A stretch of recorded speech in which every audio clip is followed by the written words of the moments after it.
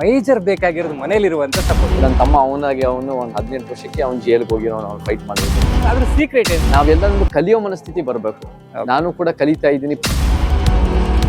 ಬಡವ್ರ ಮಕ್ಕಳು ಬೆಳಿಬೇಕು ಅಂತ, ಅದೇ ರೀತಿ ಶ್ರೀಮಂತರಾಗಿ ಹುಟ್ಟಿದ್ದೆ ತಪ್ಪಾಯ್ತು ಅಂತ ಕಡೆ ಐಡಿಯಾಲಜಿ ಮಿಸ್ ಆಗ್ತಿದೆ ಅನಿಸ್ತದೆ. ಒಂದ್ ಕಡೆ ಸ್ವತಂತ್ರ ಅಂತಾನೆ ಹೇಳಿದ್ರಿ, ತಿನ್ನೋದು ಅವ್ರಿಗೆ ಏನ್ ಬೇಕಾದ್ರೆ ತಿನ್ಬೋದು. ನಮ್ಮ ಹೋಮ್ ಮಿನಿಸ್ಟರ್ ಒಂದು ಸ್ಟೇಟ್ಮೆಂಟ್ ಕೊಟ್ಟರು, ರಿಸರ್ವೇಶನ್ ಬೇಕು ಅನ್ಸುತ್ತ ಅಥವಾ ಇನ್ನು ಹೆಚ್ಚಾಗ್ಬೇಕು. ಅನ್ಯಾಯದ ವಿರುದ್ಧ ನಿಂತ್ಕೊಂಡಿಲ್ಲ, ಅನ್ಯಾಯದ ಪರನೂ ಮಾಡ್ತಾ ಇಲ್ಲ.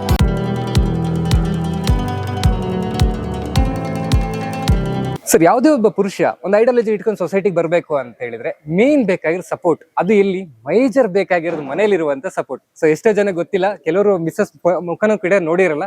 ಅಂಡ್ ಅವರು ಮೇಘಾ ಮೇಡಮ್ ಅಂಡ್ ಅವರು ಕೂಡ MP ಅವರು ಅಂತ ನನಗೆ ಗೊತ್ತಾಯ್ತು ಆಕ್ಚುಲಿ. ಸೊ ಅವ್ರ ಬಗ್ಗೆ ಒಂದೆರಡು ಮಾತು ಹೇಳೋದಾದ್ರೆ, ಹೌದು, ನಮಗೆ ಒಂದು ಪುರುಷನಿಗೆ ಬೇಕಾಗಿರೋ ಸಪೋರ್ಟ್ ಅಲ್ಲ, ಯಾವುದೇ ಒಂದು ಮನುಷ್ಯನಿಗೆ ನಮಗೆ ಒಂದು ಏನೇ ಒಂದು ಸಮಾಜದ ಮೇಲೆ ಒಂದು ವಿಚಾರ ತರಬೇಕು ಅಂದ್ರೆ ಒಂದು ಫ್ಯಾಮಿಲಿ ಸಪೋರ್ಟ್ ಬಹಳ ಮುಖ್ಯ ಆಗುತ್ತೆ. ಅದು ಹಸ್ಬೆಂಡ್ ವೈಫ್ ಆಗಿರ್ಬೋದು, ಅದು ತಂದೆ ತಾಯಿ ಸಪೋರ್ಟ್ ಆಗಿರ್ಬೋದು, ಮಕ್ಕಳು, ಅದು ಯಾರೇ ಒಂದು ಸಿಬ್ಲಿಂಗ್ಸ್, ಈ ಥರದ ಸಪೋರ್ಟ್. ನನಗೂ ಕೂಡ ಆ ಸಪೋರ್ಟ್ ದೊಡ್ಡ ಪ್ರಮಾಣದಲ್ಲಿ ಫ್ಯಾಮಿಲಿಯಿಂದ ಸಿಕ್ಕಿದೆ. ಓಕೆ, ನಮಗೆ ನಮ್ಮ ವೈಫ್ ಮೇಘ ಆಗಿರ್ಬೋದು, ನಮ್ಮ ತಮ್ಮ ಅಶೋಕ್ ಆಗಿರ್ಬೋದು, ನಮ್ಮ ತಂದೆ ತಾಯಿ ಬಹಳ ದೊಡ್ಡ ಪ್ರಮಾಣದಲ್ಲಿ ಸಮಾಜದ ಬಗ್ಗೆ ನಮಗೆ ವಿಚಾರಗಳು ಹೇಳ್ತಾ ಎಲ್ಲ ರೀತಿಗಳು ನಮಗೆ ಜಾಗೃತಿ ಮಾಡಿ ಚಿಕ್ಕ ವಯಸ್ಸಿಂದನೂ ಕೂಡ ನಾವು ಸೈದ್ಧಾಂತಿಕವಾಗಿ ಕೆಲವು ವ್ಯತ್ಯಾಸಗಳು ಇದ್ರು, ನಂದು ತಂದೆ ತಾಯಿ ಜೊತೆ, ನನ್ನ ತಮ್ಮ ಜೊತೆ, ಮೇಘನ್ ಜೊತೆ ವ್ಯತ್ಯಾಸಗಳು ಇದ್ದೇ ಇರುತ್ತೆ ಸೈದ್ಧಾಂತಿಕವಾಗಿ. ಬಟ್ ಅವರು ಕೂಡ ಇಲ್ಲ ಚೇತನ್ ಮಾಡ್ತಿರೋದು ಒಳ್ಳೇದು, ನಾವು ಸಪೋರ್ಟ್ ಮಾಡೋಣ ಅಂತ ಬಹಳ ಉತ್ತಮವಾದ ಆಲೋಚನೆ ಇದೆ, ಮತ್ತೆ ಉತ್ತಮವಾದ ಒಂದು ಕನ್ಸರ್ನ್, ಒಂದು ಕಾಳಜಿ ಇದೆ. ಅವರ ರೀತಿಯಲ್ಲಿ ಅವರು ಜನಪರವಾಗಿ ಸೇವೆ ಮಾಡ್ಕೊಂಡು ಬರ್ತಾ ಇದ್ದಾರೆ. ಅವರೆಲ್ಲರೂ ಕೂಡ ಒಂದು ರೀತಿ ಅವ್ರ ರೀತಿನಲ್ಲೇ ನನ್ನಿಂದ ಅವ್ರು ಗೊತ್ತಾಗಿರ್ಬೋದು, ಮೇಘನ್ನ ನನ್ನಿಂದ ಗೊತ್ತಾಗಿರ್ಬೋದು. ಬಟ್ ನನ್ನ ತಮ್ಮ ಅವನಾಗಿ ಅವನು ಒಂದು 18 ವರ್ಷಕ್ಕೆ ಅವ್ನು ಜೈಲಿಗೆ ಹೋಗಿರೋ ಅವ್ನು ಫೈಟ್ ಮಾಡಿರೋದು.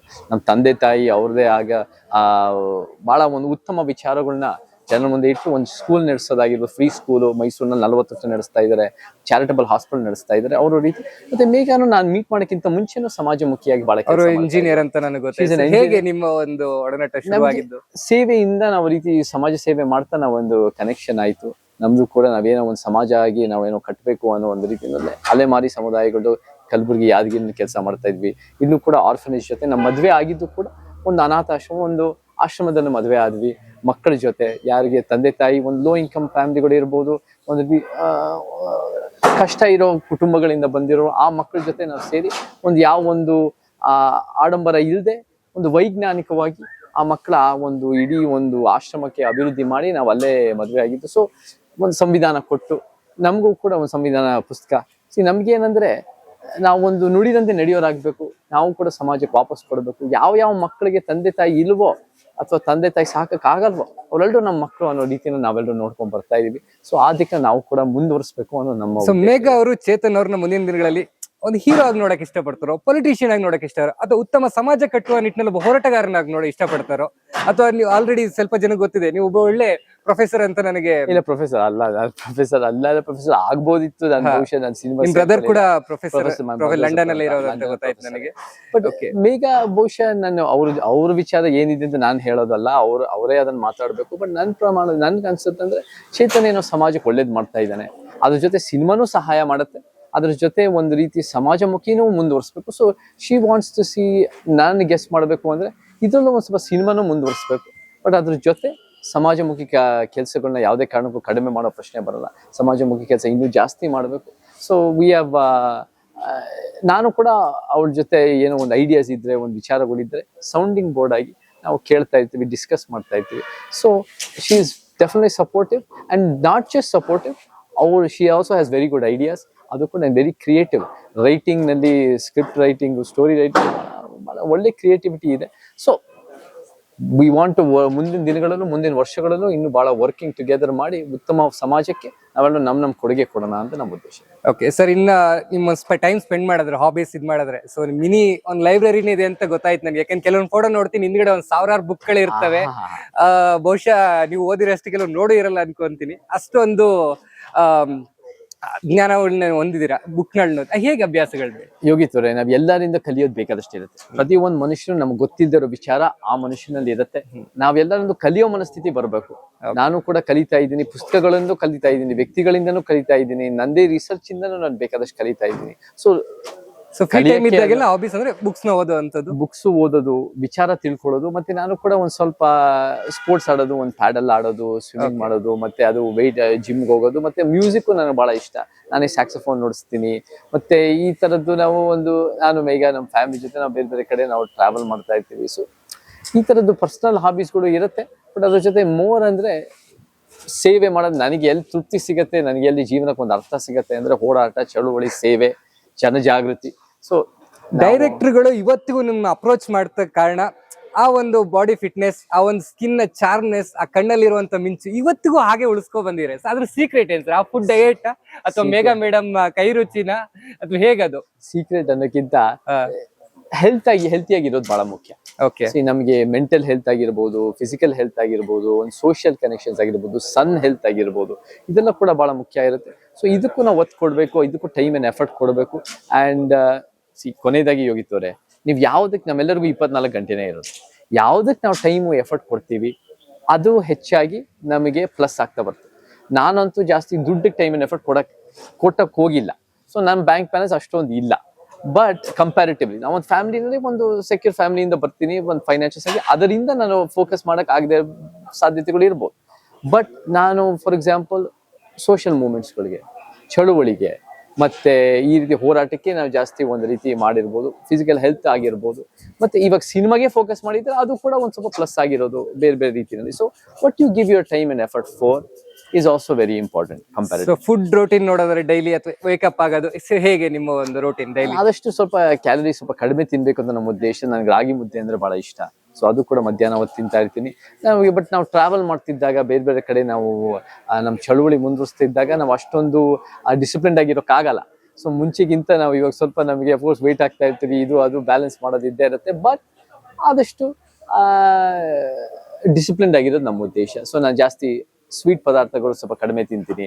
ಕರ್ದಿದ್ದೆಲ್ಲ ಸ್ಪೈಸಿ ನನ್ಗೆ ಇಷ್ಟ, ಖಾರ ಎಲ್ಲ ನನಗಿಷ್ಟ. ಬಟ್ ಸ್ವೀಟ್ಸು, ಶುಗರ್ ಎಲ್ಲ ಸ್ವಲ್ಪ ಕಡಿಮೆ ಮಾಡ್ತೀನಿ. ಬಟ್ ಏನಾಗುತ್ತೆ ಅಂದ್ರೆ ಎಷ್ಟೇ ಮೇಂಟೈನ್ ಮಾಡಿದ್ರು ನೀವು ಟ್ರಾವೆಲ್ ಮಾಡ್ತಾ ಇದ್ದಾಗ ಮನೇಲಿ ಇದ್ಕೊಂಡು ನೀವು ಸಿನಿಮಾನೇ ಶೂಟಿಂಗ್ ಮಾಡ್ತಿರುವಾಗ ನೀವು ಬಹಳ ಡಿಸಿಪ್ಲಿನ್ ಆಗಿರ್ಬೋದು.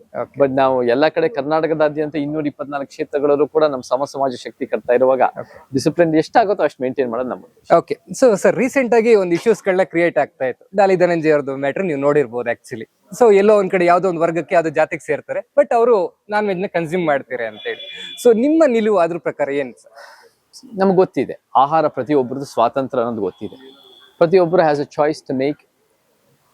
ನಾನು ಹೇಗ್ ನೋಡ್ತೀನಿ ಅಂದ್ರೆ ಅದನ್ನ ಅವ್ರನ್ನ ಟಾರ್ಗೆಟ್ ಮಾಡೋದ್ರಲ್ಲಿ ಅರ್ಥ ಇಲ್ಲ. ಅದು ಯಾರು ಕೂಡ ಅದು ಯಾವ ರೀತಿ ಟಾರ್ಗೆಟ್ ಆಗಿದೆ ನನಗೆ ಗೊತ್ತಿಲ್ಲ. ಬಟ್ ಏನಂದ್ರೆ he has a personal choice. Okay, but ಆದಷ್ಟು ನಾವು ಪ್ರಾಣಿ ಪಕ್ಷಿಗಳನ್ನ ಕೂಡ ನಾವು ಒಂದು ರೀತಿ V must take care of them is also an important thing. Okay, so ನಾನು ಹೆಂಗ್ ನೋಡ್ತೀನಿ ಅಂದ್ರೆ ನಾನು ಏನ್ ಕೊಟ್ಟರು ನಾನು ತಿಂತೀನಿ.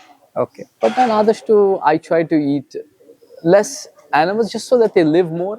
ಅಂಡ್ ನಾನು ಕೂಡ ಗವರ್ಮೆಂಟ್ ಮೇಲೆ ಒತ್ತಡ ಹಾಕಿ ಪ್ರಾಣಿ ಪಕ್ಷಿ ಒಂದು ರೀತಿ ಸಂರಕ್ಷಣೆ, ಪ್ರಾಣಿ ಪಕ್ಷಿ ಯೋಚನೆ ಒಳ್ಳೆ ರೀತಿ ನೋಡ್ಕೊಳ್ಳೋದು ಕೂಡ ಬಹಳ ಮುಖ್ಯ ಆಗುತ್ತೆ. ಆಹಾರ ಖಂಡಿತ ನಮ್ಮ ಸ್ವಾತಂತ್ರ್ಯ. ಆಹಾರದ ಮೇಲೆ ನಮ್ಗೆ ಸರ್ ಇಲ್ಲೆಲ್ಲೋ ಒಂದ್ ಕಡೆ ಐಡಿಯಾಲಜಿ ಮಿಸ್ ಆಗ್ತಿದೆ ಅನ್ಸುತ್ತೆ. ಒಂದ್ ಕಡೆ ಸ್ವತಂತ್ರ ಅಂತಾನೆ ಹೇಳಿದ್ರಿ, ತಿನ್ನೋದು ಅವ್ರಿಗೆ ಏನ್ ಬೇಕಾದ್ರೆ ತಿನ್ನು ಅಂತ. ಇನ್ನೊಂದ್ ಕಡೆ ನಿಮ್ಮ ಹೆಸರಲ್ಲೇ ಅಹಿಂಸಾ ಅಂತ ಇದೆ. ತಿಂದು ಇಲ್ಲಿ ಅಹಿಂಸಾ, ಅದು ಎಲ್ಲೋ ಒಂದ್ ಕಡೆ ಐಡಿಯಾಲಜಿ ಮಿಸ್ ಆಗ್ತಿದೆ. ಮಿಸ್ ಆಗಲ್ಲ. ನೀವು ಬುದ್ಧನ ಅಹಿಂಸಾ, ಪ್ರಪಂಚಕ್ಕೆ ಸಾರಿರೋದು ಅಹಿಂಸಾ ಯಾರು ಅಂದ್ರೆ ಬುದ್ಧ. ಓಕೆ, ಬುದ್ಧನ ಅಹಿಂಸದ ಬಗ್ಗೆ, ಆಹಾರ ಪದ್ಧತಿ ಬಗ್ಗೆ ನೀವು ಸ್ವಲ್ಪ, ಬುದ್ಧ ಆದ್ಮೇಲೆ ಬಸವಣ್ಣ ಮತ್ತೆ ಶರಣರು. ಓಕೆ, ಬುದ್ಧನ ಅಹಿಂಸಾ ಪದ್ಧತಿ ಹೆಂಗೆ ಅಂದ್ರೆ ನೀವು ಉದ್ದೇಶಪೂರ್ವಕವಾಗಿ ಮಾಂಸ ತಿನ್ನಕ್ ಹೋಗಲ್ಲ. ಓಕೆ, ಯಾರಾದ್ರೂ ಕೊಟ್ರೆ ಅದನ್ನ ಇಲ್ಲ ಅನ್ನೋ ಪ್ರಶ್ನೆ ಬರಲ್ಲ. ಸೊ ಆ ನಿಟ್ಟಿನಲ್ಲಿ ಆದಷ್ಟು ನಾನೇ ಜಾಸ್ತಿ ತಿನ್ನಕ್ ಹೋಗಲ್ಲ. ಆದಷ್ಟು I try to avoid just so the animal lives. But ಯಾರೇ ಕೊಟ್ರು ಏನೇ ಕೊಟ್ರು ನಾನು ತಿನ್ನಕ್ಕೆ.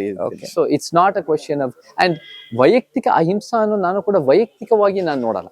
ನಾನು ಹೆಂಗ್ ನೋಡ್ತೀನಿ, ಬುದ್ಧ, ಬಸವ ಮತ್ತೆ ಬಾಬಾ ಸಾಹೇಬ್ ತಂದೆ ಪೆರಿಯಾರಿನ ಅಹಿಂಸಾ ಅಂದ್ರೆ ಅದು ಒಂದು ಶಸ್ತ್ರಾಸ್ತ್ರ ಇಲ್ಲದೆ ಅನ್ಯಾಯದ ವಿರುದ್ಧ ಒಂದು ಪರಿವರ್ತನೆ, ಒಂದು ಕ್ರಾಂತಿ ಅನ್ನೋ ರೀತಿಯಲ್ಲಿ society reform. So on a personal level ನಾವು ಕೂಡ ಆದಷ್ಟು must live your ideals. But ನಮಗೇನ್ ಬೇಕು ಅಂದ್ರೆ ಸ್ಟ್ರಕ್ಚರಲ್ಲಿ ಈ ಪೊಲಿಟಿಕಲ್ ಪಾರ್ಟಿಗಳು ಪ್ರಾಣಿ ಪಕ್ಷಿ ಬಗ್ಗೆ ನೋಡ್ಕೊಳ್ಳೋದಾಗಿರ್ಬೋದು, ನಮ್ಮ ಪರಿಸರ ಉಳಿಸೋದಾಗಿರ್ಬೋದು, ಓವರ್ ಆಲ್ ಒಂದು ರೀತಿ ಹಿಂಸೆ ಮೇಲೆ ಏನು ಮೈನಿಂಗ್ ಲಾಬಿಗಳು ದಾಳಿ ಮಾಡ್ತಾ ಇದ್ದಾರೆ. ನಮ್ಮ ಹೋಮ್ ಮಿನಿಸ್ಟರ್ ಒಂದು ಸ್ಟೇಟ್ಮೆಂಟ್ ಕೊಟ್ಟರು, ಎಲ್ಲಾ ದೊಡ್ಡ ದೊಡ್ಡ ಪಕ್ಷಗಳಲ್ಲಿ ದೊಡ್ಡ ದೊಡ್ಡ ಕುಳಗಳು ಈ ಒಂದು ಸ್ಯಾಂಡ್ ಮಾಫಿಯಾಗಳಲ್ಲಿ ತೊಡಗಿಸ್ಕೊಂಡಿದ್ದಾರೆ ಅಂತ ಮಾತಾಡೋದು. ಸೊ ಇದು ಬಹಳ ದೊಡ್ಡ ಹಿಂಸೆ ನಮ್ಮ ಸಮಾಜದ ಮೇಲೆ, ನಮ್ಮ ಬೇರೆ ಬೇರೆ ಆನಿಮಲ್ಸ್ಗಳ ಮೇಲೆ, ಮನುಷ್ಯರ ಮೇಲೆ ನಡೀತಾ ಇದೆ. ಸೊ ಅಹಿಂಸಾ ಅನ್ನೋದು ಅಷ್ಟು ಸುಲಭವಾಗಿ ಒಂದು ಆಹಾರ ಪದ್ಧತಿಗೆ ಸೀಮಿತ ಮಾಡೋನಲ್ಲ. ಬಟ್ ಆಹಾರ ಪದ್ಧತಿ ವಿಚಾರದಲ್ಲಿ ನೋಡಿದ್ರು ಕೂಡ ಬುದ್ಧನ ಆಹಾರ ಪದ್ಧತಿ ನಿಜವಾಗ್ಲೂ ಇಸ್ ದ ಮೋಸ್ಟ್ ರ್ಯಾಷನಲ್ ಆಹಾರ ಪದ್ಧತಿ. ಅದನ್ನ ಅವ್ರ ರೀತಿಯಲ್ಲಿ ಬಸವಣ್ಣ ಶರಣರು ಮುಂದುವರಿಸ್ತಾರೆ. ಅದನ್ನ ಕೂಡ ನಾವು ಕೂಡ ಅದನ್ನ ಮಾಡ್ತೀವಿ ಹೊರತು ನಾವು ಒಂದು ಈ ಗಾಂಧಿನ ಅಹಿಂಸೆ ಅನ್ನೋದು ನನಗೆ ಸೈದ್ಧಾಂತಿಕವಾಗಿ ನಾನು ಒಪ್ಪೋನಲ್ಲ, ಅಥವಾ ಮಹಾವೀರಂದು ಸ್ವಲ್ಪ ಬೇರೆ ತರ ನೋಡ್ತೀನಿ ಅಂತ ಹೇಳಿದ್ರೆ ಸುಳ್ಳು. ಓಕೆ, ಸೊ ಕೆಲವೊಂದು ವಾದ ಏನು ಅಂತ ಹೇಳಿದ್ರೆ, ಇವಾಗ ಕೆಲವೊಂದು ಜಾತಿಯವರು ತಿನ್ನೋಂಗಿಲ್ಲ ಅಂತ ಇದೆ. ಏನಕ್ಕೆ ಅದನ್ನ ಮಾಡಿರ್ತಾರೆ ಅಂದ್ರೆ, ಇವತ್ತೊಂದು ಊರಲ್ಲಿ ದೇವಸ್ಥಾನ ಇರುತ್ತೆ, ಊರು ಏಳಿಗೆ ಆಗಬೇಕಂದ್ರೆ ಅವರಲ್ಲಿ ಬಂದು ಪೂಜೆ ಮಾಡ್ಬೇಕಾಗುತ್ತೆ. ಇವತ್ತು ನೀವು ಯಾವ್ದೋ ಒಂದು ಸತ್ಯನಾರಾಯಣ ಪೂಜೆ ಏನ್ ಮಾಡ್ತೀವಿ, 40 ದಿನಗಳ ಕಾಲ ತಿನ್ನೋದಕ್ಕೆ ಹೋಗಲ್ಲ. ಇನ್ ಯಾವ್ದೋ ಒಂದು ಭಟ್ರು ಬಂದ್ಬಿಟ್ಟು ಒಂದು ಪೂಜೆ ಮಾಡ್ತಾರೆ. ಅವ್ರನ್ನ ಈಗ ನಮ್ಮ ಮನೆ ಒಂದು ಫಂಕ್ಷನ್ಲಿ ಒಂದು ಮಗಳದ್ ಮದ್ವೆಗೋ ಅಥವಾ ಯಾರ್ದೊಂದು ಹಿರಿಯರ್ದು ಕಾರ್ಯ ಮಾಡೋದಕ್ಕೂ ಅವ್ರನ್ನ ಕರೆಸ್ತೀವಿ ನಾವು. ಸೊ ಅವ್ರನ್ನ ನಾವು ಏನಕ್ಕೆ ಇಟ್ಟಿದ್ವಿ, ಇವತ್ತೊಂದು ವರ್ಗ ಅಂತ ಇರುತ್ತೆ, ಪೊಲೀಸ್ ಇಲಾಖೆ ಇರ್ಬೋದು, ಯಾವ್ದೊಂದು ಅವ್ರವ್ರ ಕೆಲಸ ಅವ್ರವ್ರು ಮಾಡ್ತಾ ಇದ್ದಾರೆ. ಸೊ ಈ ವರ್ಗ ಸಮಾಜದ ಒಂದು ಏಳಿಗೆಗಾಗಿ ಅಥವಾ ಸಮಾಜದಲ್ಲಿ ಏನೋ ಒಂದು ಸಮಾನತೆ ತರಬೇಕು ಅಂತೇಳಿ ಅವನ್ ಬದುಕ್ತಾ ಇರುವಂತದ್ದು. ಸೊ ಅವ್ರು ಪ್ರೊಜೆಕ್ಷನ್ ಮಾಡೋದು ಎಷ್ಟು ಮಟ್ಟಿಗೆ ಸರಿ? ನೋಡಿ ಯೋಗಿತ್ ಅವರೇ, ಆಹಾರ ಪದ್ಧತಿ ವಿಚಾರದಲ್ಲಿ is a very dynamic multifaceted issue. ನೀವು ನೋಡಿದ್ರೆ ಕಾಡುಗೊಲ್ಲ ಸಮುದಾಯ ಮತ್ತೆ ಮ್ಯಾಸ್ ಪೇಡ ಸಮುದಾಯಗಳು ಇವೆಲ್ಲ ಒಂದ್ ರೀತಿ ಬುಡಕಟ್ಟು ಸಮುದಾಯಕ್ಕೆ ಸಂಬಂಧಪಟ್ಟಂಗೆ ಇವ್ರು ಕೋಳಿ ತಿನ್ನಲ್ಲ. ಓಕೆ, ನಮಗ್ ಗೊತ್ತಿದೆ ಮುಸಲ್ಮಾನರು ಎಷ್ಟಾಗಿ ಪೋರ್ಕ್ ತಿನ್ನಲ್ಲ, ಎಷ್ಟೋ ಒಂದ್ ರೀತಿ ಹಿಂದೂ ಸಮುದಾಯಗಳು ದನದ ಮಾಂಸ ತಿನ್ನಲ್ಲ. ಹೆಲ್ತ್ ಇಶ್ಯೂಸ್ ಇರ್ಬೋದು, ಅದರಿಂದ ಇರ್ಬೋದು. ಬಟ್ ಈ ರೀತಿ ನಮಗೆ there are different reasons why. But at the end of the day ನಾವೆಲ್ಲರೂ ಮನುಷ್ಯರಾಗಿ ವೈಜ್ಞಾನಿಕವಾಗಿ ಯಾವುದು ನಮಗೆ ನಾಲ್ಗೆ ರುಚಿ ಅನ್ನೋದಕ್ಕಿಂತ ಯಾವುದು ನಮ್ಮ ಆರೋಗ್ಯಕ್ಕೆ ಒಳ್ಳೇದು ಮತ್ತೆ ಯಾವುದು ಸಮಾಜಕ್ಕೂ ಕೂಡ ಒಳ್ಳೇದು ಅನ್ನೋ ರೀತಿ ಯೋಚನೆ ಮಾಡಿ ಅದನ್ನ ನಾವು ತೀರ್ಮಾನ ಮಾಡ್ಬೇಕು. ನಮ್ಮ ವಿಚಾರ ನಾವು ಬೇರೆಯವ್ರ ಮೇಲೆ ಹೇರೋದಲ್ಲ. Personal choice is a personal choice. Are all personal choices equal? ನನ್ನ ಪ್ರಕಾರ ಈಕ್ವಲ್ ಅಲ್ಲ. ಫಾರ್ ಎಕ್ಸಾಂಪಲ್ ನಾವ್ ಏನ್ ನೋಡ್ತೀವಿ ಅಂದ್ರೆ, ಶ್ರೇಷ್ಠತೆಗೋಸ್ಕರ ವೆಜ್ ಅನ್ನೋದು ಕೂಡ ನನಗೆ ಒಪ್ಪಿಗೆ ಇಲ್ಲ. ನಾಲ್ಗೆ ರುಚಿಗೋಸ್ಕರ ಮಾಂಸ ತಿನ್ನೋದು ಕೂಡ ಅದೇನು ವಿಶೇಷ ಅಂತ ಅನ್ಸಲ್ಲ. ನನಗೆ ಏನ್ ವಿಶೇಷ ಅಂತ ಅನ್ಸುತ್ತೆ ಅಂದ್ರೆ, ನೀವು ನಿಮ್ ಚಾಯ್ಸ್ ಮಾಡಿ, ಬಟ್ ಅದನ್ನ ಯೋಚನೆ ಮಾಡಿ, ಅದನ್ನ ತಿಳ್ಕೊಂಡು, ಅದರ ಮೇಲೆ ನಿಮ್ಮ ವೈಯಕ್ತಿಕ ಅಷ್ಟೇ ಅಂದ್ರೆ ಸಮಾಜದ ಮೇಲೆ ಯಾವ ತರ ಪರಿಣಾಮ ಬೀರುತ್ತದೆ ಅರ್ಥ ಮಾಡ್ಕೊಂಡು ಚಾಯ್ಸ್ ಮಾಡಿ. ನಾನೇನ್ ಮಾಡ್ತೀನಿ ಪರ್ಸನಲ್ ಆಗಿ ಅಂದ್ರೆ, ಆದಷ್ಟು ನಾನು ಕಡಿಮೆ ತಿಂತೀನಿ ನಾನ್ ವೆಜ್ ಅನ್ನ, ಅಂಡ್ ಆದಷ್ಟು ಕ್ಯಾಲರೀಸು ಕಡಿಮೆ ತಿಂತೀನಿ. ಬಟ್ ಹಾಗಿದ್ದಾಗ ತಿಂದಿದ ತಕ್ಷಣ ನೀವೇನು ದೊಡ್ಡ ಅನ್ಯಾಯದ ವಿರುದ್ಧ ನಿಂತ್ಕೊಂಡಿಲ್ಲ, ಅನ್ಯಾಯದ ಪರನೂ ಮಾಡ್ತಾ ಇಲ್ಲ. We have to make personal choices in intelligent and in thoughtful way ಅಂತ ಹೇಳಬಲ್ಲೆ. ಸರ್, ರಿಸರ್ವೇಶನ್ ವಿಷಯಕ್ಕೆ ಬರೋದಾದ್ರೆ, ಓಕೆ, ಸೊ ಆ ಒಂದು ನಿಟ್ಟಿನಲ್ಲಿ ನಿಮ್ಗೆ ಏನ್ ಅನ್ಸುತ್ತೆ? ರಿಸರ್ವೇಶನ್ ಬೇಕು ಅನ್ಸುತ್ತಾ ಅಥವಾ ಇನ್ನು ಹೆಚ್ಚಾಗಬೇಕು ಅನ್ಸುತ್ತಾ ರಿಸರ್ವೇಶನ್ ಬಗ್ಗೆ? ರಿಸರ್ವೇಶನ್ ಅಂದ್ರೆ ಏನು ಯೋಗಿತ್ತವ್ರೆ? ರಿಸರ್ವೇಶನ್ ಅಂದ್ರೆ ಸಾಮಾಜಿಕ ನ್ಯಾಯ. ಓಕೆ. ರಿಸರ್ವೇಶನ್ ಅಂದ್ರೆ ಪ್ರಾತಿನಿಧ್ಯ. ಓಕೆ.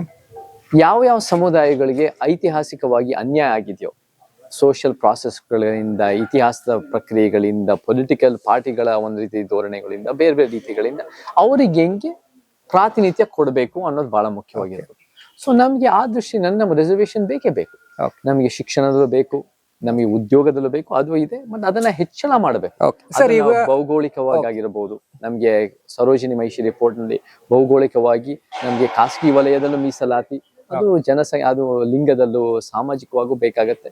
ಜನಸಂಖ್ಯೆ ಆಧಾರದ ಮೇಲೆ ಪ್ರಾತಿನಿಧ್ಯ ಬೇಕಾಗತ್ತೆ. ಸರ್, ನನ್ನ ಪ್ರಕಾರ ಎಜುಕೇಶನ್ಲಿ ಬೇಕಾಗತ್ತೆ ಅನ್ಸುತ್ತೆ. ಯಾಕಂತ ಒಂದು ಹೆಣ್ಮಗ್ಳು ಇರ್ತಾಳೆ ಅನ್ಕೊಳ್ಳಿ, ಒಂದು ಹೆಣ್ಮಗ್ಳು ದೀಪದ ಕೆಳಗೆ ಅವಳು ಓದ್ತಾ ಇರ್ತಾಳೆ, ಇನ್ನೊಂದು ಎಸಿ ರೂಮ್ ಅಲ್ಲಿ ಓದ್ತಾ ಇರ್ತಾಳೆ. So at the end of the day ನೀವು ಎಷ್ಟು ಪುಟ ಓದಿದ್ರೆ, ನಿಮ್ ತಲೆಯಲ್ಲಿ ಎಷ್ಟು ತುಂಬ್ಕೊಂಡಿದ್ದೀರಾ, ನೀವು ಎಷ್ಟು ಎಕ್ಸಾಮ್ ಬರೀತೀರಾ ಅಂತೇಳಿ. ಇಬ್ರು ಅಷ್ಟೇ ಟೈಮ್ ನ ಸ್ಪೆಂಡ್ ಮಾಡಿರ್ತಾರೆ, ಇಬ್ರು ಅದೇ ಬುಕ್ ನ ಓದಿರ್ತಾರೆ. ಒಬ್ರು ದೀಪದ ಕೆಳಕ್ ಕೂತಿರ್ಬೋದು, ಇನ್ನೊಬ್ರು ಎಸಿ ಕೆಳಕ್ ಕೂತಿರ್ಬೋದು. ಬಟ್ ಆ ಎಫರ್ಟ್ ಅಷ್ಟೇ ಇರುತ್ತೆ. ಬಟ್ ಕಟ್ ಆಫ್ ಅಂತ ಬಂದ್ಮೇಲೆ ಇವ್ರದ್ದು 92% ಇರುತ್ತೆ, ಅವ್ರು ಜಸ್ಟ್ 65% ಆಗಿರುತ್ತೆ. ಬಟ್ ಇಲ್ಲಿ ರಿಸರ್ವೇಶನ್ ಹೆಸರಲ್ಲಿ ನಾವು 65 ತೆಗೆದವರಿಗೆ ಪ್ರಚೋದನೆ ಕೊಟ್ಬಿಟ್ಟು ನಾವೆಲ್ಲ ಕರ್ಕೊಂಡ್ ಬರ್ತಾ ಇದೀವಿ. ನೀವು ಸ್ವಲ್ಪ ಇದನ್ನ ನೀವು ಓವರ್ ಕನ್ಫ್ಯೂಸ್ ಮಾಡ್ತಾ ಇದ್ದೀರಾ. ಮೊದಲನೇದಾಗಿ ನಮಗೆ ಮಹಿಳೆಯರಲ್ಲೂ ಕೂಡ ನಮಗೆ 33 to 50% ಪ್ರಾತಿನಿಧ್ಯ ಬೇಕೇ ಬೇಕು. ಸೊ ಮಹಿಳೆಯರಲ್ಲಿ ಅದು ಒಂದು ರೀತಿ. ನೀವು ಎಜುಕೇಶನ್ ವಿಚಾರದಲ್ಲಿ ನೋಡಿದಾಗ, ರಿಸರ್ವೇಶನ್ ಅಂತ ನೋಡಿದಾಗ, ಕಮ್ಯುನಿಟಿ ತಕ್ಕಂತೆ ನೀವು ಎಷ್ಟು ಜನಸಂಖ್ಯೆ ಇರ್ತೀರಾ ಆ ಕಮ್ಯುನಿಟಿನ ನೀವು ಪ್ರಾತಿನಿಧ್ಯ ಕೊಡ್ಲೇಬೇಕು. ಸರ್, ಎಲ್ಲೊಂದ್ ಕಡೆ ಒಂದು ಗಾದೆ ಇದೆ, ಬಡವ್ರ ಮಕ್ಕಳು ಬೆಳಿಬೇಕು ಅಂತ. ಅದೇ ರೀತಿ ಶ್ರೀಮಂತರಾಗಿ ಹುಟ್ಟಿದ್ದೆ ತಪ್ಪಾಯ್ತು ಅನ್ಸಲ್ವ ಎಲ್ಲೋ ಒಂದ್ ಕಡೆ? ಬಿಕಾಸ್ ನನಗೆ ಆ ಜಾಗದಲ್ಲಿ ಏನೋ ಒಂದು ಆಪರ್ಚುನಿಟಿ ಇದೆ, ನಾನು ಮಾಡ್ಬೇಕು ಅಂತ. ಬಟ್ ನೀನ್ ಶ್ರೀಮಂತ, ನಿನ್ಗೆ ಆಗಲ್ಲ ಮಾಡೋದಕ್ಕೆ, ಬಿಕಾಸ್ ನಿನ್ ಕಟ್ ಆಫ್ ಇರೋದೇ ಇಲ್ಲಿ 99 ಆಗ್ಬಿಟ್ಟಿದೆ ಅಂತ ಹೇಳಿ ಕಳಿಸುವಂತದ್ದು ಎಷ್ಟು ಮಟ್ಟಿಗೆ ಸರಿ? ರಿಸರ್ವೇಶನ್ಸ್ ಅನ್ನು ಯೋಗಿತವ್ರೆ, the main criteria should be in education and reservation ಅಂದಾಗ it's a social criteria. So ಅದರ ಒಳಗಡೆ ಬಡವರು, ಶ್ರೀಮಂತರು, ಗ್ರಾಮೀಣ ಭಾಗದವರು ಕನ್ನಡ ಮೀಡಿಯಮ್ಮು, ಈ ತರಕ್ಕೆ ಡಿಫ್ರೆನ್ಶಿಯೇಷನ್ ನಾವು ನೋಡ್ಬೇಕಂದ್ರೆ ನಾನೇನ್ ಹೇಳ್ತಾ ಇದ್ದೀನಿ ಅಂದ್ರೆ, ನೀವು ಜನಸಂಖ್ಯೆ ಇವಾಗ ಫಸ್ಟ್ ಆಫ್ ಆಲ್ ನಾವೇನ್ ಅರ್ಥ ಮಾಡ್ಕೋಬೇಕು ಎಜುಕೇಶನ್ ಬಗ್ಗೆ ಅಂದ್ರೆ, ಯಾಕೆ ರಿಸರ್ವೇಶನ್ ಇರುತ್ತೆ ಅಂದ್ರೆ, ಕೆಲವು ಸಮುದಾಯಗಳು ಬಹಳ ಎಷ್ಟೋ ತಲೆಮಾರುಗಳಿಂದ ಅವ್ರದೇ ರಿಸರ್ವೇಶನ್ ಐತಿಹಾಸಿಕ ಕಾರಣಕ್ಕೆ ಅವರೇ ಎಲ್ಲ ಎಜುಕೇಶನ್ ಪಟ್ಟಿದ್ದಾರೆ. ನನ್ನ ಕುಟುಂಬನೇ ತಗೊಳ್ಳಿ, ನಾನು ಒಂದು 4 ತಲೆಮಾರಿಂದ ಶಿಕ್ಷಣ ಪಡೆದಿರೋ ಕುಟುಂಬ, 4-5 ತಲೆಮಾರಿಂದ. ನಮ್ಮ ಕುಟುಂಬದಲ್ಲಿ ನಮ್ಮ ತಾತಂದಿರೇ ಸೆಂಟ್ರಲ್ ಲಾ ಕಾಲೇಜ್, ಯಾರೂ ಶಿಕ್ಷಣ ಸಿಗದೇ ಇರೋ ಸಮಾಜದಲ್ಲಿ ಅವರು ಸೆಂಟ್ರಲ್ ಲಾ ಕಾಲೇಜ್ ಪ್ರಿನ್ಸಿಪಲ್, ಲಂಡನ್ಗೆ ಹೋಗಿ ಡಿಸ್ಟ್ರಿಕ್ಟ್ ಸರ್ಜನ್ ಆಗಿರೋರೆಲ್ಲ ಇದ್ರು ನಮ್ಮ ಫ್ಯಾಮಿಲಿಗಳು. ಹಾಗಿದ್ದಾಗ ಎಲ್ಲಾ ರೀತಿ ಬೆಳವಣಿಗೆ ನಮಗೆ ಸಿಕ್ಕಿದೆ. ನಾವು ಯಾವ ರೀತಿ ಯಾರ ಜೊತೆ ಇವಾಗ ನಾವು ಜಾಸ್ತಿ ಹೆಚ್ಚು ಕೆಲಸ ಮಾಡ್ತೀವಿ, ಯಾರ ಜೊತೆ ಸಮಾಜ ನಮ್ಮ ಜೊತೆ ಗಟ್ಟಿಯಾಗಿ ನಿಂತ್ಕೊತಾರೆ ಅಂದ್ರೆ, ಯಾರು ಇವತ್ತಿಗೂ ಅವ್ರ ತಂದೆ ತಾಯಿದಿರು ಓದಕ್ಕೆ ಅವಕಾಶ ಸಿಕ್ಕಿಲ್ಲ, ಹೆಬ್ಬೆಟ್ಟಾಗಿ ಶಿಕ್ಷಣ ಪಡೆದಿಲ್ಲ, ಫಸ್ಟ್ ಜನರೇಷನ್ ಎಜುಕೇಶನ್. ಸೊ ಒಂದ್ ಹೇಳ್ತೀನಿ ಯೋಗಿತವ್ರೆ, ದ ಮೋಸ್ಟ್ ಡಿಸೈಸಿವ್ ಕಾರಣ to your growth in education ಅಂದ್ರೆ, ಅದ್ ನೀವ್ ಎಷ್ಟು ಕಷ್ಟಪಟ್ಟು ಓದ್ತೀರಾ ಅಂತ ಅಲ್ಲ, ನೀವೆಷ್ಟು ಸೋಕಾಳ್ ಬುದ್ಧಿವಂತರಂತ ಅಲ್ಲ, ನಿಮ್ಮ ಕುಟುಂಬದಲ್ಲಿ ಎಷ್ಟು ತಲೆಮಾರುಗಳಿಂದ ಶಿಕ್ಷಣ ಇದೆಯೋ ಅದರಿಂದ ನೀವು ಬೆಳೀತಾ ಬರ್ತೀರ. ಸೊ ಶಿಕ್ಷಣದಲ್ಲೂ ಅಸಮಾನತೆ ಇದೆ. ನೀವು ನೋಡ್ತಾ ಇರೋದು ದೀಪ AC ಅನ್ನೋದು ಒಂದು ಆರ್ಥಿಕ ಅಸಮಾನತೆ, ನೀವು ನೋಡ್ತಾ ಇರೋದು ಶ್ರೀಮಂತ ಬಡವರು ಅನ್ನೋ ಒಂದು ಆರ್ಥಿಕ ಅಸಮಾನತೆ. ಬಟ್ ಶಿಕ್ಷಣದಲ್ಲೂ ಒಂದು ರೀತಿ ಅಸಮಾನತೆ ದೊಡ್ಡ ಪ್ರಮಾಣದಲ್ಲಿ ಇದೆಯಲ್ಲ. ಯಾಕೆ ಬೆಳೆದಿರೋ ಮಕ್ಕಳು, ನನ್ನಂತವ್ರು, ನನ್ನ ಕುಟುಂಬದಲ್ಲಿ ಬರೋರು ಅನೇಕರು ಈ ರೀತಿಯಾದಲ್ಲಿ ನಾವೇ ಬೆಳ್ಕೊಳ್ತಾ ಇದ್ದೀರ ನ್ಯಾಯನ. ಸೊ ಜನಸಂಖ್ಯೆ ಆಧಾರದ ಮೇಲೆ ಪ್ರಾತಿನಿಧ್ಯ, ಆ ಒಂದು ಸಂಖ್ಯೆಯಲ್ಲಿ ನೀವು ಫಾರ್ ಎಕ್ಸಾಂಪಲ್ ಯಾರಾದ್ರೂ ಒಂದು ತಳ ಸಮುದಾಯದಿದ್ರು ಕೂಡ ಅವರು ಕೂಡ ಒಂದ್ ಸ್ವಲ್ಪ ಆರ್ಥಿಕವಾಗಿ ಶೈಕ್ಷಣಿಕವಾಗಿ ಚೆನ್ನಾಗಿ ಪಡೆದಿದ್ರೆ ಅವ್ರು ಕೊಡೋದ್ಕಿಂತ ಅದೇ ಸಮುದಾಯಗಳಲ್ಲಿರೋ ಗ್ರಾಮೀಣ ಭಾಗದಿಂದ ಬರೋರು ಮತ್ತೆ ಬಡತನದಿಂದ ಬರೋರು, ನಮಗೆ ಒಂಥರ ಒಂದು ಬೇರೆ ಬೇರೆ ಸರ್ಕಾರಿ ಶಾಲೆಗಳನ್ನ ಓದೋದು ಅವ್ರಿಗೆ ಹೆಚ್ಚು ಬೆನಿಫಿಟ್ ಸಿಗ್ಬೇಕು. ಸೊ ನಾವೇನ್ ಮಾಡ್ಬೇಕು ಯೋಗಿತವ್ರೆ ಅಂದ್ರೆ, ಈ ಒಂದು ಜನಸಂಖ್ಯೆ ಆಧಾರದ ಮೇಲೆ ಪ್ರಾತಿನಿಧ್ಯದ ಒಳಗೆ ಪ್ರೆಫರೆನ್ಷಿಯಲ್ ವೇಟೆಡ್ ಸಿಸ್ಟಮ್ ತರಬೇಕು. ಅರ್ಥ ಆಯ್ತಲ್ಲ? So instead of confusing everything, ನಿಮ್ಮ ಸಮುದಾಯ ಪ್ರಾತಿನಿಧ್ಯ ಫಾರ್ ಎಕ್ಸಾಂಪಲ್ ಯಾವ್ದಾದ್ರು ಒಂದು ಲಿಂಗಾಯತ ಒಕ್ಕಲಿಗರು ಎರಡು ಸೇರಿ ಒಂದು 23, 24, 25% ಇದ್ರೆ, ಆ ಒಂದು 23, 24, 25% ಒಳಗಿರೋ ನಮಗೆ ಯಾರು ಬಡವರು, ಒಂದು ರೀತಿ ಗ್ರಾಮೀಣ ಭಾಗದ ಸರ್ಕಾರಿ ಶಾಲೆಗಳಿಗೆ ಹೆಚ್ಚು ಪ್ರಾಮುಖ್ಯತೆ ಕೊಡ್ಬೇಕು. ಶಿಕ್ಷಣ ವಂಚಿತರು ಯಾರು ಜಾಸ್ತಿ ಪಡೆದಿರೋ ನನ್ನಂತೂ ಸ್ವಲ್ಪ ಜಾಸ್ತಿ ಕಡಿಮೆ ಸ್ವಲ್ಪ ಇಳಿಸ್ಬೇಕು ಅನ್ನೋದು ನಮ್ಮ ಉದ್ದೇಶ. ಸೊ ಕೊನೆಯದಾಗಿ ಇವತ್ತು ಕಂದಾಯ ಇಲಾಖೆಯಲ್ಲಿ ಕೆಲವೊಂದು ಬದಲಾವಣೆಗಳಾಗಬೇಕು. ಇವತ್ತು SC/ST ಪ್ರಾಪರ್ಟೀಸ್ ಗಳನ್ನ ಸೇಲ್ ಮಾಡಕ್ಕಾಗಲ್ಲ ಅಂದ್ರೆ ಇವತ್ತು ಅವ್ರಿಗೆ ಅನಿವಾರ್ಯ ಇರುತ್ತೆ, ನಾನು ಸೇಲ್ ಮಾಡ್ಬೇಕು, ಇನ್ನೊಂದು ಜಾಗದಲ್ಲಿ ದೊಡ್ಡದಾಗಿ ತಗೋಬೇಕು, ಅಥವಾ ಇನ್ನೊಬ್ರಿಗೆ ಯಾರೋ ಆ ಜಾಗ ಪಕ್ಕದಲ್ಲೇ ಇರುತ್ತೆ ತಗೋಬೇಕಾಗಿರುತ್ತೆ. ಬಟ್ ಇವತ್ತದು ಪ್ಲಸ್ ಆಗ್ತಿದೆ ಅಥವಾ ಮೈನಸ್ ಆಗಿ ಹೋಗ್ತಿದೆ ಆ ಒಂದು ಕಾಯ್ದೆ ಬಂದಿದೆ. Land is a very big issue ನಮ್ಮ ದೇಶದಲ್ಲಿ ಯೋಗಿತವ್ರೆ. ಇವತ್ತು ನಾವೆಲ್ಲ ಜನ ಜಾಸ್ತಿ ಇದೀವಿ, ಭೂಮಿ ಕಡಿಮೆ ಇದೆ. ಯಾರ ಹತ್ರ 10,000-12,000 ವರ್ಷಗಳಿಂದ ಭೂಮಿ ಇರುತ್ತೋ ಅವ್ರು ಪ್ರಬಲರು, ಯಾರ ಹತ್ರ ಭೂಮಿ ಇಲ್ಲವೋ ಬೇರೆ ಹಂತಕ್ಕೆ ಅಪ್ರಬಲರು. ನಾವು ಇತಿಹಾಸ ದೃಷ್ಟಿನ ನೋಡಿದ್ರೆ ಯಾರಿಗೆ ಒಂದ್ ರೀತಿ ಸ್ವಲ್ಪ ಭೂಮಿ ಇದೆಯೋ ಅವರ ಭೂಮಿಗಳನ್ನ ಬೇರೆ ಬೇರೆ ಹಂತಕ್ಕೆ ಕಬಳಿಸಿರೋ ಒಂದು ರೀತಿ ವ್ಯವಸ್ಥೆ ಪ್ರಭಾವಿಗಳಿಂದ ಅವತ್ತು ಆಗಿದೆ, ಇವತ್ತು ಬೇರೆ ಬೇರೆ ರೀತಿ ನಡೀತಾ ಇದೆ. ಸೊ ನಾವೇನ್ ಮಾಡ್ಕೋಬೇಕು ಅಂದ್ರೆ, what is in the best interest of SC/ST MBC communities, PTCL ಆಗಿರ್ಬೋದು, ಈ ತರದ್ದು ಬೇರೆ ಬೇರೆ ಲ್ಯಾಂಡ್ ರೀತಿನಲ್ಲಿ ಹೆಂಗೆ ನಾವು ರೀತಿ ಅವರ ಇಂಟ್ರೆಸ್ಟ್ ನಲ್ಲೂ ಮೇಂಟೈನ್ ಮಾಡಿ, over all social interest maintain ಮಾಡಿ, ಅದು ಕೂಡ ತಿದ್ದುಪಡಿ ತಿದ್ದುಪಡಿ ಆಗದ ನನಗೆ ಸಮಸ್ಯೆ ಇಲ್ಲ. ನಮಗೆ ಎಲ್ಲಾ ವಿಚಾರದಲ್ಲೂ ಕೂಡ we must take a deeper look, we must make the necessary changes in accordance to ಆ ಕಾಲ ತಕ್ಕಂತೆ ಅನ್ನೋಕ್ಕಿಂತ ಒಂದು ಸಮಾಜ ದೃಷ್ಟಿನಲ್ಲಿ, ಒಂದು ನ್ಯಾಯ ದೃಷ್ಟಿನಲ್ಲಿ, ನ್ಯಾಯ ಅಂದ್ರೆ ಏನು, ಇತಿಹಾಸದ ತಪ್ಪುಗಳನ್ನ ಸರಿಪಡಿಸೋದು. ಸೊ ನಾವು ಕೂಡ ಏನಾದ್ರು ತಪ್ಪುಗಳು ಆಗಿದಾವೆ, ಬೇಕಾದಷ್ಟು ತಪ್ಪುಗಳಾದ್ರೆ, ಒಂದಲ್ಲ 16,000 ತಪ್ಪುಗಳು ಇರ್ತವೆ, ಅದನ್ನ ಸರಿಪಡಿಸ್ತಾ ನಾವು ಬರಲೇಬೇಕು. ಸೊ ನೀವ್ ಹೇಳ್ದಂಗೆ ಭೂಮಿ ವಿಚಾರಗಳಲ್ಲಿ ತಿದ್ದುಪಡಿ ಆಗೋದ್ರಲ್ಲಿ ನಮಗೆ ಬೇರೆ ಬೇರೆ ತರ ಒಂದು ಸ್ಮಾಲ್ ಚೇಂಜಸ್ ಆಗೋದ್ರಲ್ಲಿ ನನ್ಗೇನು ಸಮಸ್ಯೆ ಕಾಣಲ್ಲ. If it's in the best interest of society at large and those communities who have been marginalised ಅಂದ್ರೆ ನನಗೂ ಅದು ಸರಿ ಅನ್ಸುತ್ತೆ. ಓಕೆ, ಸೊ ಕೊನೆದಾಗಿ ಶಾರ್ಟ್ ಅಂಡ್ ಸ್ವೀಟ್ ಆಗಿ ಒಂದು ಮೆಸೇಜ್ ಕೊಡೋದ್ರಿ ಒಂದು ಸಮಾಜಕ್ಕೆ. ಇವತ್ತು ಇನ್ನ ಬದಲಾವಣೆಗಳು ಅಥವಾ ಜೆನ್ಸಿಗಳನ್ನ ನೀವೆಲ್ಲ ನೋಡ್ತಾ ಇದ್ದಾಗ ನಮ್ಗಿಂತ ಬಿಫೋರ್ ನೀವು ನೋಡಿ ಬಂದವ್ರು ಆಕ್ಚುಲಿ USA ಅಲ್ಲಿ. ಇವತ್ತು ನಮಗೆ ಬಹಳ ಸಂತೋಷ ಆಗಿದೆ, ಈ ಭೂಮಿಕಾ ಮೀಡಿಯಾದಿಂದ ನನಗೆ ಒಳ್ಳೆ ಒಂದು ಮಾತಾಡಕ್ಕೆ ಅವಕಾಶ ಸಿಕ್ಕಿದೆ. ಪರ್ಯಾಯ ಮೀಡಿಯಾ ನಮಗೆ ಬಹಳ ಎಫೆಕ್ಟಿವ್ ಆಗಿ ಜನರಿಗೆ ವಿಚಾರ ತಲುಪಿಸ್ತಾ ಇದೆ, ಸತ್ಯ ನುಡಿತಾ ಇದೆ, ನಮಗೆ ಸಮಾಜದ ಸಮಸ್ಯೆಗಳಿಗೆ ಪರಿಹಾರ ಕೊಡ್ತಾ ಇದೆ. ಸೊ ನಮ್ಗೆ ಅದೇ ರೀತಿ ಭೂಮಿಕಾ TV ಈ ಒಳ್ಳೆ ಕೆಲಸಗಳನ್ನು ಮುಂದುವರಿಸಲಿ. ನಾವು ಇಲ್ಲಿ ಸುಂದರವಾದ ಚಿಕ್ಕಮಂಗ್ಳೂರಿಗೆ ಬಂದಿದ್ದೀವಿ. ಚಿಕ್ಕಮಂಗ್ಳೂರು ಬಹಳ ಸುಂದರ ಪ್ರದೇಶ. ನಾವು ಅನೇಕ ಸಿನಿಮಾಗಳು ಶೂಟಿಂಗ್ ಮಾಡ್ತಾ ಇರ್ತೀವಿ. ನಾನು ಕೂಡ ನಮ್ಮ ಮೈನಾ ಸಿನಿಮಾ ಕುದುರೆಮುಖದಲ್ಲಿ ಇಲ್ಲಿ ಚಿಕ್ಕಮಂಗ್ಳೂರು ಭಾಗಗಳಲ್ಲಿ ನಾನು ಶೂಟಿಂಗ್ ಮಾಡೋಕೆ ಅವಕಾಶ ಸಿಕ್ಕಿದೆ. ಆದರೆ ಈ ಒಂದು ಸುಂದರ ಪ್ರದೇಶದಲ್ಲೂ ಅಡಗಿರೋ ಒಂದು ಸ್ವಲ್ಪ ಅಸಮಾನತೆಗಳು ಇದೆ. ಅದನ್ನ ಕಿತ್ತಾಕ್ದಷ್ಟು ಒಂದು ಉತ್ತಮ ಸಮಾಜ ಆಗುತ್ತೆ, ಉತ್ತಮ ಕರ್ನಾಟಕ ಆಗುತ್ತೆ. ಸೊ ನಾವೆಲ್ಲರೂ ಸೇರಿ ಒಂದು ಸಮಾಜ ದಿಕ್ಕಿನಲ್ಲಿ ಕೆಲಸ ಮಾಡಿದ್ರೆ it is better for Chikmagalur ಆಗಿರ್ಬೋದು, ಇಡೀ ಅಖಂಡ ಕರ್ನಾಟಕ ಆಗಿರ್ಬೋದು, ಮತ್ತೆ ನಮ್ಮ ದೇಶಕ್ಕಾಗಿರ್ಬೋದು. ಅದೇ ನಮ್ಮ ಸಂವಿಧಾನ ಪೀಠಿಕೆ ಹೇಳೋದು, ಅದೇ ಸಮಾಜ, ಅದೇ ಒಂದು ಭೇದ ಭಾವನೆ ಇದ್ರ ಸಮಾಜ. ನಮಗಾಗಿರೋ ಅನ್ಯಾಯಗಳು ಮುಂದಿನ ತಲೆಮಾರುಗಳಿಗೆ ಆಗದೆ ನೋಡ್ಕೊಳ್ಳೋಣ ಅಂತ ಹೇಳಿ ಮತ್ತೆ ನಾನು ಬರ್ತಾ ಇರ್ತೀನಿ ಚಿಕ್ಕಮಂಗ್ಳೂರಿಗೆ. ಮತ್ತೆ ನಮ್ಮ ಭೂಮಿಕಾ ಟಿವಿನವರು ನೀವು ಮುಂದಿನ ಉತ್ತಮ ಕೆಲಸ ಮುಂದುವರಿಸಿ ಅಂತ ಹೇಳಿ ಹೇಳ್ಬಿಡ್ತೀನಿ ಯುವಕರಿಗೆ. ಒಂದು ನಾಲ್ಕು ಇಟ್ಕೊಳ್ಳಿ, ಸೋಷಿಯಲ್ ಮೀಡಿಯಾನು 40-50 ವರ್ಷದಿಂದ ಬಂದಿದೆ, ಬಹಳ ಎಫೆಕ್ಟಿವ್, ಬಳಸ್ಕೊಳ್ಳಿ. ಆದರೆ 100 ವರ್ಷದಿಂದ ಸಿನಿಮಾ ಬಂದಿದೆ, ಆದರೆ ಅನ್ಯಾಯದ ವಿರುದ್ಧ ಮಾತಾಡಿ ಜನರ ಹತ್ರ ಹೋಗಿ ಸಮಾಜ ಹೇಳೋದು 1000 ವರ್ಷದಿಂದ ನಡೀತಾ ಇದೆ. ನೀವು ಮಾಡಿ, go to the people, speak, work, and ನಮ್ಮ ರಾಜ್ಯನ ನಮ್ಮ ದೇಶನ ಕಟ್ತಾ ಬರೋಣ ಅಂತ ಹೇಳಕ್ ಇಷ್ಟಪಡ್ತೀನಿ. ಎಲ್ಲರಿಗೂ ಜೈ ಕರ್ನಾಟಕ, ಜೈ Bhim. Thank you sir, thank you so much. All the Thank best you. For visions and visions. ನಿಮ್ಮ ಮಾರ್ಗದರ್ಶನಗಳು ಎಲ್ಲ ಕೂಡ ಸಕ್ಸಸ್ ಆಗಲಿ, ನಿಮ್ಮ ಚಿಂತನೆ ಮಂಥನಗಳು ಎಲ್ಲರಿಗೂ ಮುಟ್ಲಿ. ಮುಂದಿನ ದಿನಗಳಲ್ಲಿ ನೀವು ಒಂದು ಉತ್ತಮ ನಾಯಕ ನಟನಾಗಿ ಕನ್ನಡ ಚಿತ್ರರಂಗದಲ್ಲೂ ಬೆಳಿಬೇಕು, ರಾಜಕೀಯದಲ್ಲೂ ಬೆಳಿಬೇಕು ಅನ್ನೋದು ನಮ್ಮ ಆಶಯ. ಮುಂದಿನ ದಿನಗಳಲ್ಲಿ ಒಳ್ಳೆ ಫ್ಯೂಚರ್ ಸಿಗ್ಲಿ ನಿಮಗೆ. Thank you so much. ಧನ್ಯವಾದ.